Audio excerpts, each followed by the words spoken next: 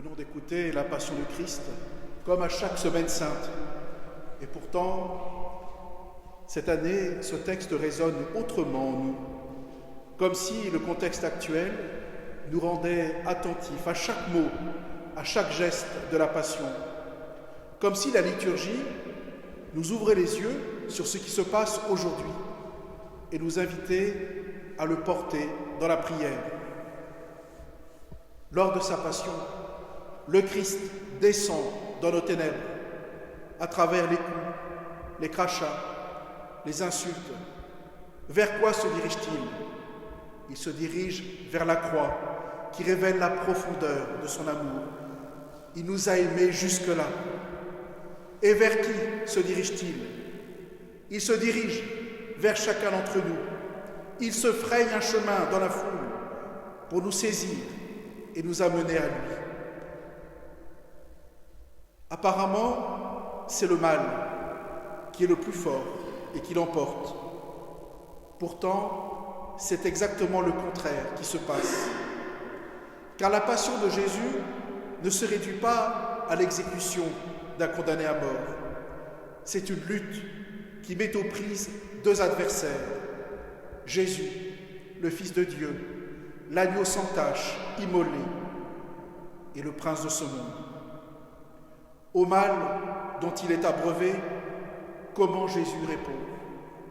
Par un surcroît d'amour, jusqu'à noyer le pouvoir du mal dans l'amour infini. Et c'est cela qui nous sauve. Car si le corps de Jésus est maltraité, enchaîné, son cœur, lui, n'est pas entravé. On pourrait dire que son cœur n'est pas confiné. Au contraire, il s'élargit jusqu'à accueillir tous les hommes, même ses bourreaux.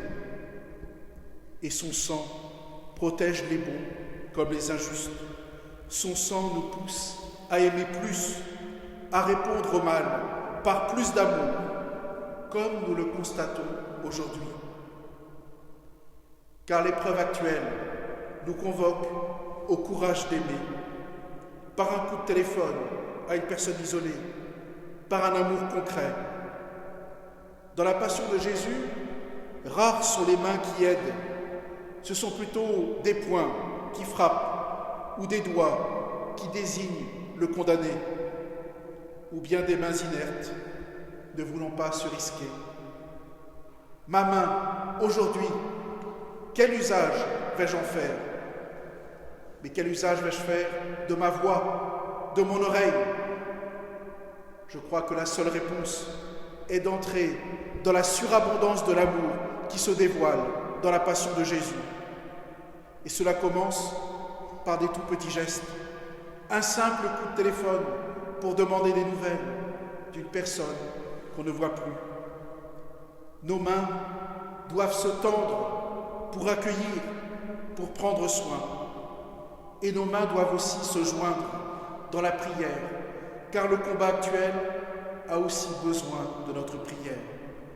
Qui va prier pour les malades, pour leurs familles, pour ceux qui les soignent, pour ceux qui vont travailler ? Le pape François nous a dit avant-hier, il y a tant de héros, de tous les jours, de toutes les heures. Alors prions aujourd'hui pour tous les Simons de Cyrène qui s'activent au chevet des malades et de leurs familles. Prions pour ceux qui sont sommés d'être au meilleur d'eux-mêmes pour servir leurs prochains en aimant plus. Prions pour ceux qui, par leurs gestes et par leur écoute, prennent soin des plaies du crucifié.